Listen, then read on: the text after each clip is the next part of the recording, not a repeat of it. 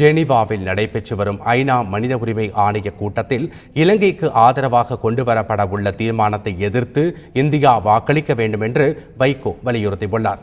சென்னையில் செய்தியாளர்களை சந்தித்த மதிமுக பொதுச் செயலாளர் வைகோ இந்த தீர்மானத்திற்கு ஆதரவாகவோ அல்லது புறக்கணிப்பிலோ இந்தியா ஈடுபட்டால் அது இலங்கைக்கு சாதகமாகிவிடும் என்று தெரிவித்தார்.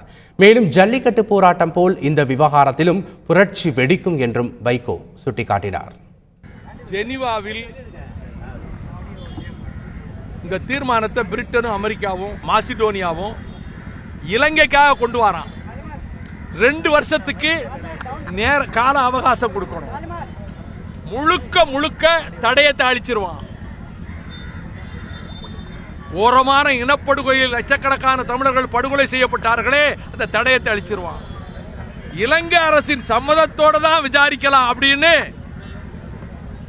இதுவரைக்கும் மனித உரிமை கவுன்சில்ல நடக்காத ஒரு அக்கிரமத்தை இந்த நாடுகள் செய்ய போகுது. இந்தியா என்ன செய்ய போகுது? ஜல்லிக்கட்டுக்கு எப்படி 1,00,000 பேர் வந்தான்? யார் தூண்டி விட்டு வந்தாங்களா? தானா கலந்து வந்தான். அதே உணர்வுல தமிழ்நாட்டில் லட்சக்கணக்கான இளைஞர்கள் மனசுல கந்தக கடங்கு தான். ஒரு பொறி விழுந்தா போதும். புரட்சி யாரும் சொல்லி விட்டு வர்றதில்லை, தலைவர்கள் ஏற்படுத்துறதில்லை. எங்கோ ஒருவன் ஆரம்பிப்பான், புரட்சி வெடிக்கும்.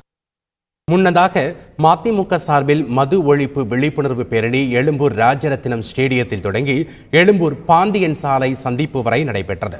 பேரணிக்கு பின் தொண்டர்களிடம் பேசிய வைகோ மதுக்கடைகளை மூடுவதற்கு பஞ்சாயத்து தீர்மானம் போதும் என்று தெரிவித்தார்.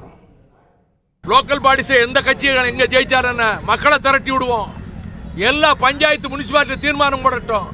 எங்க கலிங்கப்பட்டியில எங்க அம்மா நடத்துற போராட்டத்தின் விளைவாகத்தான் பஞ்சாயத்து தீர்மானம். சுப்ரீம் கோர்ட்டே சொல்லிருச்சு, கலிங்கப்பட்டி பஞ்சாயத்து தீர்மானம் தான் சொல்லும். தமிழ்நாடு சர்க்கார் அதை திறக்கணும் போது ஏத்துக்கிட முடியாதுன்றுச்சு. சீஃப் ஜஸ்டிஸ் டிவிஷன் பெஞ்ச் அதான் நிக்கும் இந்தியா பூரா. எந்த ஸ்டேட்டும் லோக்கல் பாடிஸுக்கு அதிகாரம் இருக்கு. கான்ஸ்டிடியூஷன்ல directive principles of state policy அடிப்படையில் சர்க்கார் அதை மாற்ற முடியாது.